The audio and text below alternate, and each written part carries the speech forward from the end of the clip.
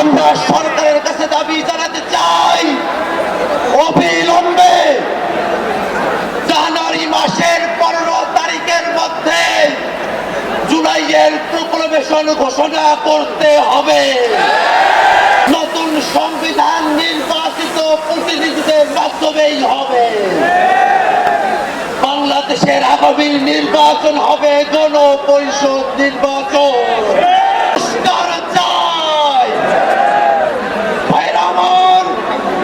বৈষম্য বিরোধী ছাত্র আন্দোলন যখন জুলাইয়ের প্রক্লেমেশন নিয়ে রাজপথে জমায়েত করার ঘোষণা দিয়েছে, আমরা দেখেছি সরকারের পক্ষ থেকে উদ্যোগ নিয়ে সকল রাজনৈতিক পক্ষকে সাথে নিয়ে সরকার জুলাইয়ের ঘোষণাপত্র পাঠ করার সিদ্ধান্ত গ্রহণ করেছে। সরকারের এই সিদ্ধান্ত বৈষম্য বিরোধী ছাত্র আন্দোলনের এক অন্যতম বিজয়। আমরা সরকারের কাছে দাবি জানাতে চাই, অবিলম্বে জানুয়ারি মাসের 15 তারিখের মধ্যে জুলাইয়ের প্রক্লেমেশন ঘোষণা করতে হবে। বাংলাদেশের মানুষ এক নতুন সংবিধান প্রত্যাশা করে।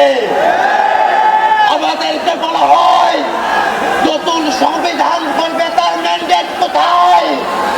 আমরা বলি নতুন সংবিধান নির্বাচিত প্রতিনিধিদের মাধ্যমেই হবে। বাংলাদেশের আগামী নির্বাচন হবে গণপরিষদ নির্বাচন। এই গণপরিষদ নির্বাচনে যারা জয়ী হবে তারা একই সাথে সংবিধান বিষয়ে সিদ্ধান্ত নেবে, নতুন সংবিধান প্রণয়ন করবে এবং আইনসভার সদস্য হিসাবে ভূমিকা পালন করবে। ভাইরা আমার, বাংলাদেশের মানুষের যে চাওয়াগুলো আছে, বিচারের চাওয়া আছে, সংস্কারের চাওয়া আছে, নতুন সংবিধানের চাওয়া আছে, বাংলাদেশের মানুষের প্রত্যেকটা বিষয়ের যে আকাঙ্ক্ষা আছে সেই আকাঙ্ক্ষাকে বাংলাদেশের ছাত্র জনতা অবশ্যই বাস্তবায়ন করিয়ে নিয়ে আসবে।